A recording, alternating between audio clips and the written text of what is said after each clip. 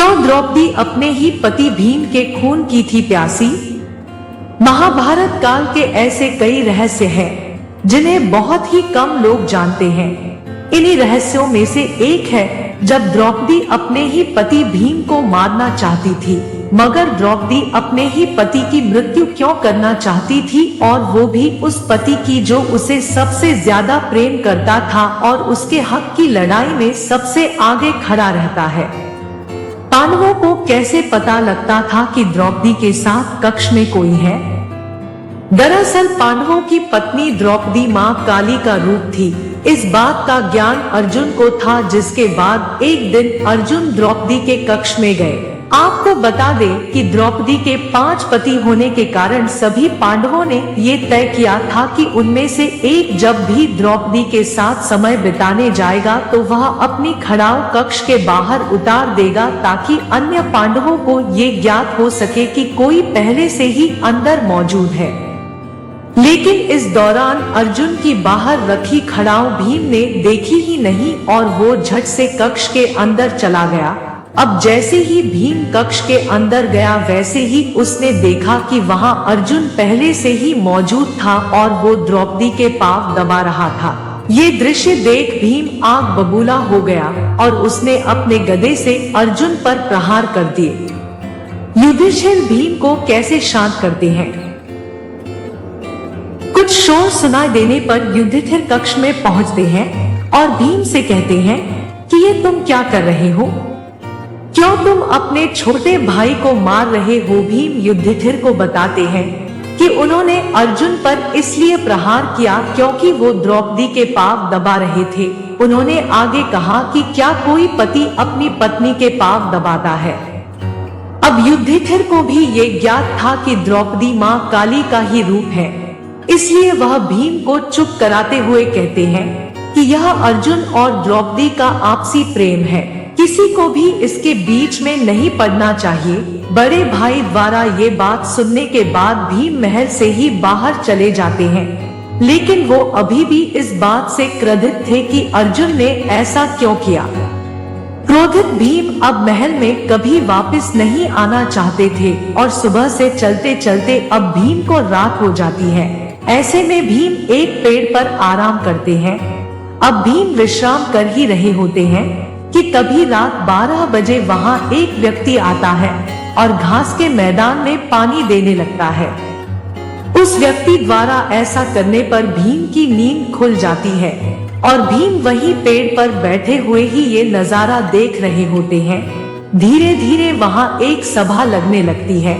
इस सभा में भगवान शिव, ब्रह्मा जी और इंद्रदेव समेत कई देवता शामिल होते हैं और इस सभा को संबोधित कर रहे होते हैं। तभी भीम देखते हैं कि इस सभा में द्रौपदी आती है, जिसका मुंह खून से सना होता है और साथ ही उसके एक हाथ में खप्पर और दूसरे हाथ में कटार होती है। द्रौपदी को बिना अपने पतियों के अकेले देख भीम और आग बबूला हो जाता है, लेकिन वो वहीं रहकर ही ये सब दृश्य देख रहा होता है। विकराल रूप में आई द्रौपदी तभी सभी के सामने कहती है कि माधव मेरे सखा है और उन्होंने मुझसे ये वादा किया है कि वह मेरा ये खप्पर खून से भरवाएंगे। इसके बाद द्रौपदी कुछ ऐसा कहती है कि भीम उसे सुनकर दंग रह जाते हैं। द्रौपदी कहती है कि मैं चाहती हूँ कि मेरा आधा खप्पर भीम के रक्त से भरे और आधा कुरुवंश के रक्त से। ये सुनने के बाद भीम को द्रौपदी का असल सच ज्ञात हो जाता है। उसे पते लग जाता है कि द्रौपदी कोई और नहीं बल्कि मां काली का ही रूप है। द्रौपदी की ये बात सुनकर भीम काफी डर जाता है और सभा खत्म होने के बाद वो डरते हुए श्री कृष्ण के पास जाता है और उन्हें पूरी बात बताता है कि उसने सभा में जो कुछ भी हुआ है वो सब देखा है और वह अपनी जान कैसे बचाए इसका भगवान श्री कृष्ण से समाधान मांगता है। इस पर श्री कृष्ण भीम को बताते हैं कि द्रौपदी महाभारत फैक्ट्स महाकाली का रूप है और उनका ये जन्म केवल खप्पर भरने के लिए ही हुआ है। जिसके बाद घबराकर भीम कहते हैं कि मगर द्रौपदी तो अपना आधा खप्पर मेरे ही रक्त से भरना चाहती है। जिसके बाद श्री कृष्ण भीम को इसका समाधान बताते हुए कहते हैं, हे भीम, तुम चुपचाप अपने कक्ष में जाओ और भोजन मत करना, चाहे जो जाए। जब तक द्रौपदी तुम्हें भोजन के लिए मनाने न आए तब तक तुम अन्न को हाथ भी मत लगाना। श्री कृष्ण के ऐसा कहने पर भीम बिल्कुल वैसा ही करते हैं। जिसके बाद भीम को मनाने के लिए सभी पांडु पुत्र आते हैं और उसे खाना खाने को कहते हैं, लेकिन भीम नहीं उठते।